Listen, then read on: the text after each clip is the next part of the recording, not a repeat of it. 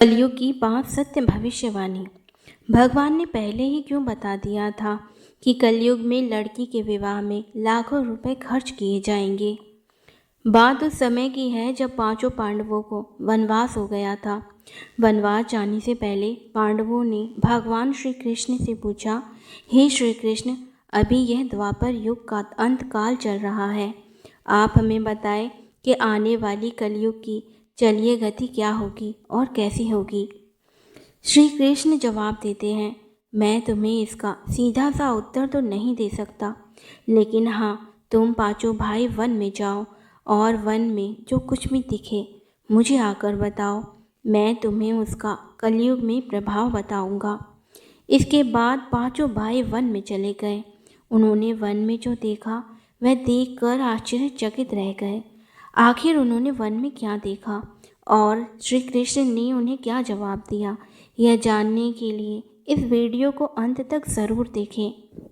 श्री कृष्ण के कहे अनुसार पांचों भाई अलग अलग दिशाओं में वन की ओर निकले। युधिष्ठिर भ्रमण पर थे। उन्होंने एक जगह पर देखा कि एक हाथी के 2 सूंड थे। यह देखकर युधिष्ठिर के आश्चर्य का ठिकाना नहीं रहा। अर्जुन दूसरी दिशा में भ्रमण पर थे। कुछ दूर जंगल में जाने पर उन्होंने जो देखा उसे देखकर वह भी आश्चर्यचकित रह गए। वहां पर देखा कि कोई पक्षी है जिसके पंखों के ऊपर वेदों की रचनाएं की हुई हैं और वह पक्षी मुर्दे का मांस खा रहा है। यह दृश्य देखकर अर्जुन को कुछ समझ नहीं आया। दोनों भाइयों की तरह भीम भी भ्रमण पर थे। उन्होंने जो देखा वह भी आश्चर्यचकित रह गए। उन्होंने देखा कि गाय ने एक बछड़े को जन्म दिया, लेकिन जन्म के बाद में गाय बछड़े को इतना चाट रही है कि उसका बछड़ा लहूलुहान हो गया है। सहदेव भी भ्रमण पर थे, तो उन्होंने चौथा आश्चर्य देखा। उन्होंने देखा कि 6-7 कुएं हैं जिसमें पानी है और बीच का एक कुआं खाली है। बीच का कुआं काफ़ी गहरा होते हुए भी फिर भी उसमें पानी नहीं है। घोर आश्चर्य हुआ उन्हें कि ऐसा कैसे हो सकता है। नकुल भी भ्रमण पर थे और उन्होंने एक आश्चर्यजनक घटना देखी। एक पहाड़ के ऊपर से एक बड़ी सी चट्टान लुढ़कते हुए नीचे आ रही है। वे कितने ही वृक्षों से टकराकर उनको नीचे गिराते हुए वे आगे बढ़ जाती है। विशालकाय वृक्ष भी उसे रोक न सके। इसके अलावा यह चट्टान कितनी ही अन्य चट्टानों के साथ टकराई, फिर भी वह उसे रोक नहीं सके। अंत में वह एक अत्यंत छोटे से पौधे का स्पर्श होते ही स्थिर हो गई। इसके बाद पांचों भाई एकत्रित हुए और शाम को भगवान श्री कृष्ण को अपने अनुभव सुनाए। सबसे पहले युधिष्ठिर ने कहा, मैंने तो पहली बार 2 सूंड वाला हाथी देखा। यह मेरे लिए बहुत ही आश्चर्यजनक था। भगवान श्री कृष्ण कहते हैं, धर्मराज, अब तुम कलिकाल की सुनो। कलयुग में ऐसे लोगों का राज्य होगा जो दोनों ओर से शोषण करेंगे, बोलेंगे कुछ और करेंगे कुछ, और मन में कुछ और होगा और कर्म कुछ और। ऐसे ही लोगों का कलयुग में राज होगा। तुम कलयुग आने से पहले तक अपना राज कर लो। युधिष्ठिर के बाद अर्जुन ने कहा, मैंने जो देखा है वह तो कहीं ज़्यादा आश्चर्यजनक था। मैंने देखा कि एक पक्षी के पंखों पर वेदों की रचनाएं लिखी हैं, पर वह पक्षी मुर्दे का मांस खा रहा है। श्री कृष्ण कहते हैं, कलयुग में ऐसे लोग रहेंगे जो बड़े ज्ञानी कहलाएंगे, विज्ञान की चर्चा करेंगे, लेकिन उनके आचरण राक्षसी होंगे। वह बड़े पंडित और विद्वान कहलाएंगे, किंतु यह देखते रहेंगे कि कौन सा मनुष्य कब मरे और हमारे नाम से संपत्ति कर जाए। हे अर्जुन, संस्था के व्यक्ति विचार करेंगे कि कौन सा मनुष्य मरे और संस्था हमारे नाम हो जाए।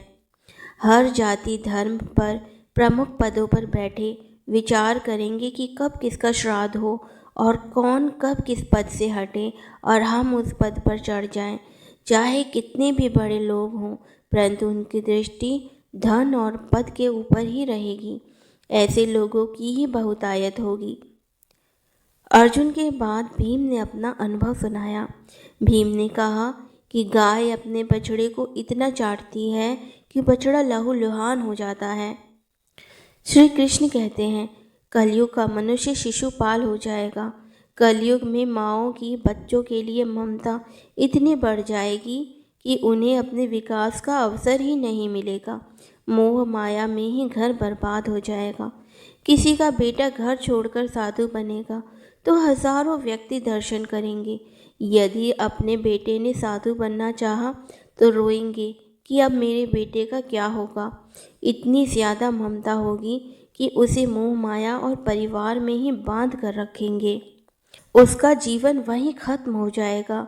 वास्तव में लड़के तुम्हारे नहीं हैं, वह तो बहुओं की अमानत है और लड़कियां जमाइयों की अमानत हैं। और तुम्हारा यह शरीर मृत्यु की अमानत है। तुम्हारी आत्मा परमात्मा की अमानत है। इसीलिए तुम्हारा अपने शाश्वत संबंध को जानना आवश्यक है। भीम के बाद सहदेव ने पूछा, हे श्री कृष्ण, मैंने जो देखा, मैंने यह देखा कि 5-7 बड़े कुओं के बीच एक गहरा कुआं बिल्कुल खाली है, जबकि ऐसा संभव कैसे हो सकता है। भगवान श्री कृष्ण ने जवाब दिया, कलयुग में लड़की के विवाह में, मकान के उत्सव में, छोटे बड़े उत्सवों में तो लाखों रुपए खर्च कर देंगे लोग, परंतु पड़ोस में ही यदि कोई भूखा प्यासा मर रहा होगा तो यह नहीं देखेंगे कि उसका पेट भरा है या नहीं। उनका अपना ही सगा भूख से मर जाएगा, उसे देखते रहेंगे। और दूसरी ओर मौज मदिरा, मांस भक्षण, सुंदरता और जश्न में पैसे उड़ाएंगे, किंतु किसी के 2 आंसू पोंछने में उनकी रुचि ना होगी।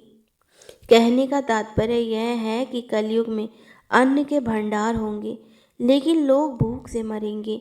सामने बंगले में ऐशो आराम चल रहे होंगे, लेकिन पास की झोपड़ी में आदमी भूख से मर जाएगा। एक ही जगह पर असमानता अपने चरम पर होगी। सहदेव के बाद नकुल ने भी श्री कृष्ण को बताया कि मैंने भी एक आश्चर्य देखा है कि एक बड़ी सी चट्टान पहाड़ पर से लुढ़की। वृक्षों के तने और चट्टानें भी उसे रोक ना पाए, किंतु एक छोटे से पौधे के स्पर्श से ही वह बड़ी चट्टान रुक गई। समझ नहीं पाया कैसे। श्री कृष्ण ने कहा, कलयुग में मानव का मन नीचे गिरेगा, उसका जीवन पतित होगा। यह पतित जीवन धन की शिलाओं से नहीं रुकेगा, ना ही सत्ता के वृक्षों से रुकेगा, किंतु हरि नाम के एक छोटे से पौधे से, हरि कीर्तन से मनुष्य जीवन रूपी पौधे का पतन होना रुक जाएगा। इसीलिए भक्तों, हरि भजन कलयुग में मोक्ष पाने का एकमात्र उपाय है। तो दोस्तों, भगवान श्री कृष्ण जी द्वारा बताई गई कलयुग की ये 5 भविष्यवाणी आपको कैसी लगी, इसमें कितनी सत्यता है, कमेंट करके बताइए। वीडियो अच्छी लगी हो तो इसे लाइक करें और चैनल को सब्सक्राइब करें।